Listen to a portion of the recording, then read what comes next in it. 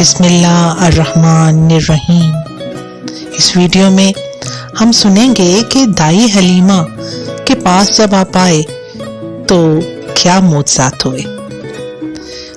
میاں بیوی قافلے کے ہمراہ اپنے صحرائی خیمے کی طرف لوٹنے کی تیاری میں مصروف تھے۔ میاں بیوی کون سے بھلا؟ دائی حلیمہ اور ان کے شوہر۔ حلیمہ کے پاس سواری کے لیے فقط بھورے رنگ کی ایک دبلی پتلی گدھی اور دودھ کے لیے ایک بوڑھی اونٹنی تھی۔ ان دنوں مکہ کے گرد و نواح کا علاقہ سخت خشک سالی اور شدید قحط کی زد میں تھا۔ جانوروں کے لیے چارہ وغیرہ مہیا کرنے میں بہت دقت پیش آتی تھی۔ آتی دفعہ دائی حلیمہ اس دبلی پتلی اور بھوکی پیاسی گدھی پر سوار ہو کر بڑی مشکل سے مکہ پہنچی تھی۔ راستے میں ان کی مریل گدھی قافلے کی باقی گدھیوں سے بار بار پیچھے رہ جاتی تھی۔ ان کی ہمسفر عورتوں کو حلیمہ کی سست رفتاری پر بہت الجھن محسوس ہوتی تھی اور وہ غصے میں حلیمہ بی بی کو سارا راستہ کوستی چلی آئی تھی۔ ننھے محمد صلی اللہ علیہ وآلہ وسلم کی والدہ سے بات طے ہو گئی تو بی بی حلیمہ نے آپ صلی اللہ علیہ وسلم کو سینے سے لگا لیا۔ دیکھتے ہی دیکھتے ان کی چھاتی جو خشک تھی اس میں دودھ اتر آیا۔ حضور پاک صلی اللہ علیہ وسلم نے دودھ پیا۔ آپ صلی اللہ علیہ وسلم کے ساتھ حلیمہ بی بی کے اپنے بچے یعنی آپ صلی اللہ علیہ وسلم کے دودھ شریک بھائیوں نے بھی خوب سیر ہو کے دودھ پیا۔ دونوں بچے اطمینان سے سو گئے۔ حلیمہ حیران بھی تھی اور خوش بھی۔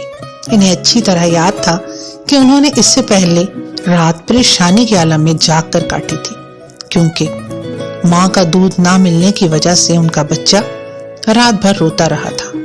اسے اونٹنی کا دودھ بھی میسر نہ آ سکا تھا کیونکہ بوڑھی اونٹنی کے تھن بھی خشک ہو چکے تھے۔ بی بی حلیمہ کا شوہر حارث اپنی بوڑھی اونٹنی کے پاس گیا تو کیا دیکھتا ہے کہ اس کے تھن دودھ سے لبالب بھرے ہوئے ہیں۔ جب اسے دوہا گیا تو اس سے دودھ بکثرت حاصل ہوا، جسے میاں بیوی نے خوب سیر ہو کر پیا اور وہ رات انہوں نے سکون سے گزاری۔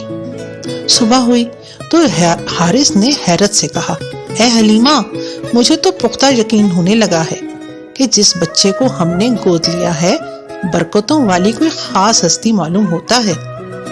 جب وہ اپنے صحرائی گاؤں لوٹنے کے لیے تیار ہو گئے تو حلیمہ نے اپنی مریل گدھی پر سوار ہو کر ننھے محمد صلی اللہ علیہ وآلہ وسلم کو گود میں بٹھا لیا اور باقی قافلے کے ساتھ شامل ہو گئی۔ قدرت خدا کی وہی مریل گدھی جو آتی دفعہ بار بار سب سے پیچھے جا رہی تھی اور سب کی پریشانی کا باعث بنی ہوئی تھی، اس بار آگے آگے بھاگنے لگی، یہاں تک کہ قافلے کی باقی عورتیں بار بار چلاتی، ارے حلیمہ ذرا دھیرے دھیرے چل، یہ وہ مریل گدھی تو دکھائی نہیں دیتی جس پر سوار ہو کر تم ہمارے ساتھ گھر سے نکلی تھی۔ جب حلیمہ انہیں کہتی یہ تو وہی گدھی ہے تو کسی کو یقین نہیں آتا تھا۔